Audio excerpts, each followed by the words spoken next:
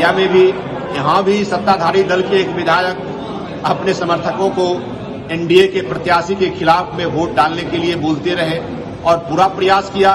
ये अलग बात है कि उनका प्रभाव नहीं काम किया, वह नहीं चला, अलग बात है, लेकिन उन्होंने भरपूर कोशिश की। तो इस तरह का तो काम हुआ है।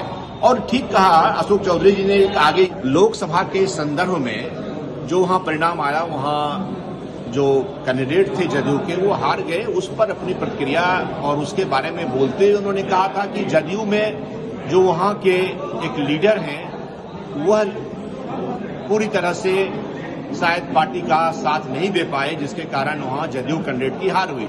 तो यह किसी जदयू के किसी एक नेता, एक कार्यकर्ता पर यह उन्होंने कहा था।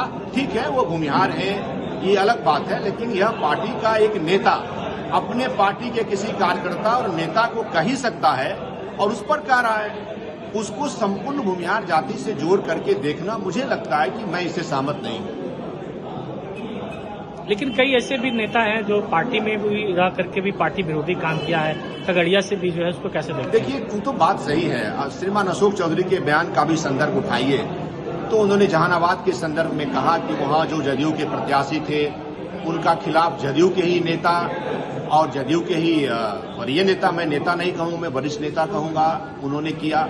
तो ये जहानाबाद की बात है। मेरा क्षेत्र बेगूसराय खगड़िया, यहाँ भी खगड़िया में भी, यहाँ भी सत्ताधारी दल के एक विधायक अपने समर्थकों को एनडीए के प्रत्याशी के खिलाफ में वोट डालने के लिए बोलते रहे और पूरा प्रयास किया। ये अलग बात है कि उनका प्रभाव नहीं काम किया, वह नहीं चला, अलग बात है, लेकिन उन्होंने भरपूर कोशिश की। तो इस तरह का तो काम हुआ है।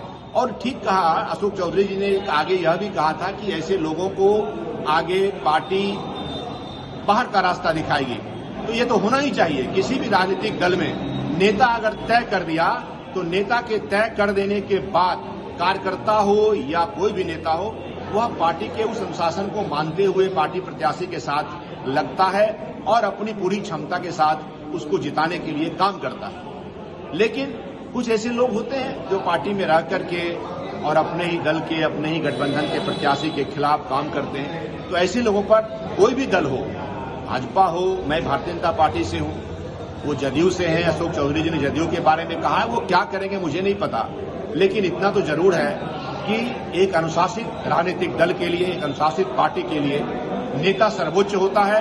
वह एक बार तय कर दिया तो उसे सबको मानना चाहिए और जो नहीं मान करके पार्टी विरोधी काम करते हैं उनको हटाना चाहिए। बिल्कुल सही कहा है अशोक चौधरी ने, वो कोई भी हो, किसी जाति का हो।